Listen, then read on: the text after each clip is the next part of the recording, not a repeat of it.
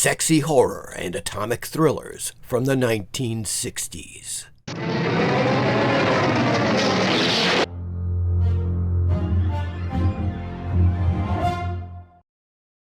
Mario Bava is all over the place in the 1960s, and this is another example of Bava's fantastic cinematography. There is no doubt about that. I recommend Kill Baby Kill for the cinematography alone, the sets, the atmosphere.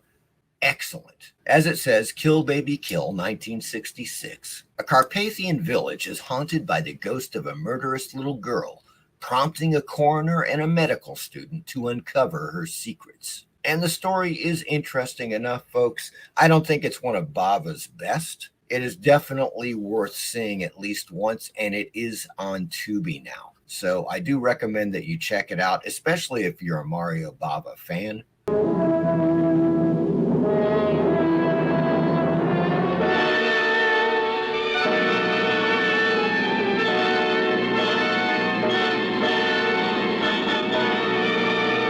Dr. Esway, the facts you're looking for can only be found at Billigrams.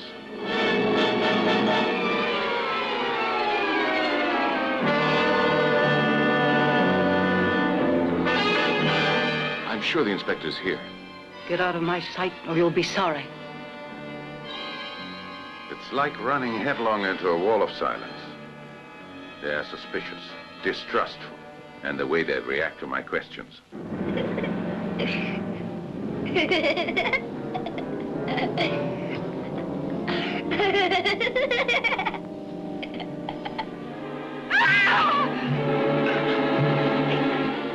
Stop! Melissa.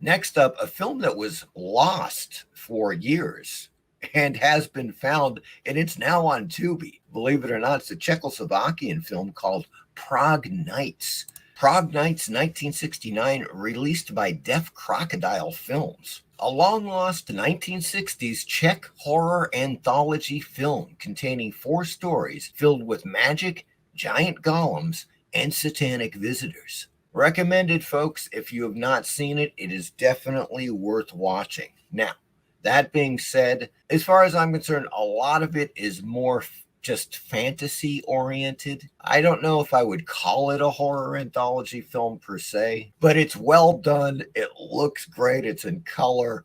The Golem story is actually quite good, and it's fantastic that it's actually on Tubi. I don't know how many other platforms have this film, but I salute Tubi for having it. Next up, a rather relevant film to the times we are in. This Is Not a Test. 1962, a Cold War era drama about a highway patrolman relaying evacuation plans to motorists after word breaks out that a nuclear attack has hit the USA. Well, guess what? Hello again, Cold War era. There is a certain relevance to this film. Really cool in the sense that there are no special effects. It's out on a remote stretch of highway. It's simply a cast of characters and how they react as they fear that a worldwide nuclear war is happening and that the United States has been attacked. And it is, as one should expect, very grim. There is no happy ending here, folks, because with nuclear war, there is no happy ending and nobody wins.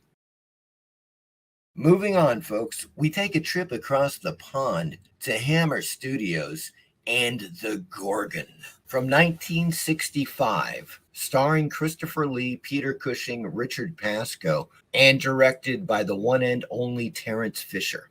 As it says, in 20th century Europe, a Gorgon takes human form and destroys a small village by turning its citizens to stone. Who can stop this creature?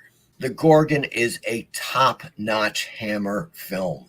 The cinematography is excellent. I love the way that they do the Gorgon, the way that she's lit in the shadows. The lighting is spectacular in this film. Peter Cushing, Christopher Lee, the whole cast, Richard Pascoe, Barbara Shelley, top-notch Hammer film, highly recommended. Check out this trailer. For 2,000 years, Megara the Gorgon had kept her evil peace.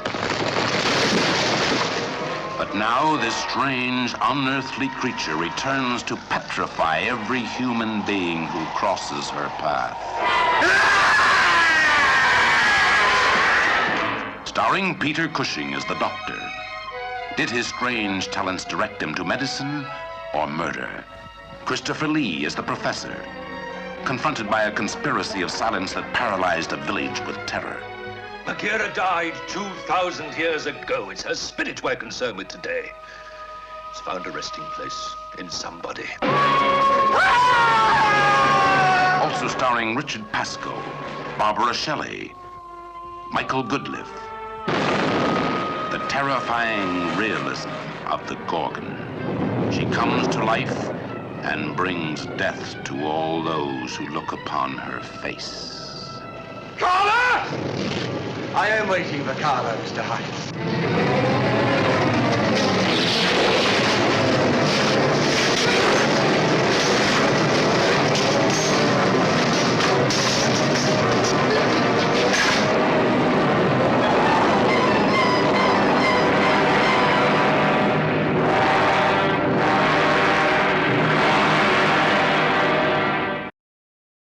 Next up, we have a queasy little number called The Strangler, starring Victor Buono. The Strangler, from 1964, an overweight lab technician with low self-esteem, brought on by his domineering mother, vents his rage by becoming a serial killer of female nurses. Also starring David McLean and Diane Sayer. Now, I haven't seen this one in years, and I remember it as an effective serial killer type film. And Victor Buono, of course, is an excellent actor, so you can count on him to deliver the creeps. It's a kind of film that I'm really not into that much. I'm not big on serial killer films, folks. They tend to get very tedious and predictable. This one is well done. It's low budget, but once again, Victor Buono does steal the show as the Strangler.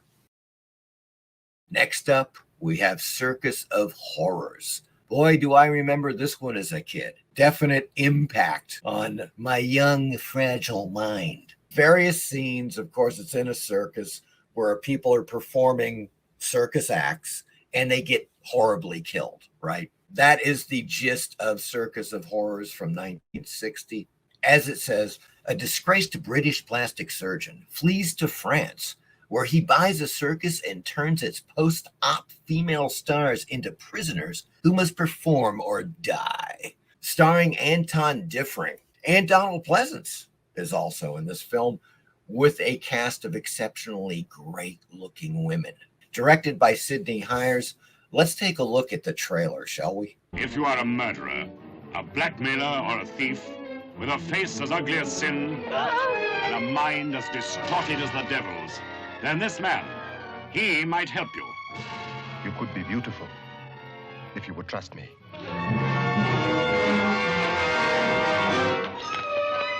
Think twice before you join his Circus of Horrors. He'll change your face beyond recognition, but your soul he'll enslave for all time. Remember, he alone will know the secrets of your evil past, and never will he let you escape alive.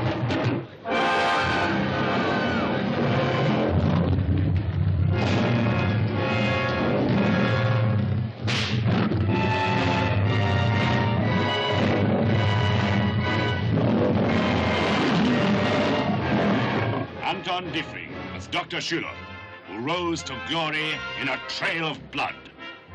Erika Remberg as one of the girls whose face and fate he changed, but not her mind. You can't frighten me. These others, they've been stupid, just plain stupid. What others? The late unlamented ones, who have died so suddenly and so strangely. This is the little girl with the maimed face who was forever beholden to him, I am beautiful. who grew from innocent childhood into trusting adolescence. I would do nothing to hurt you. I owe you so much. I love you so much. She was his one weakness. This maniac who first healed and then killed. What just happened was an accident. Every second is filled with unexpected danger and terror. As a doctor, a specialist in horror, uses his sinister skill to make a circus of criminals perform at his bidding.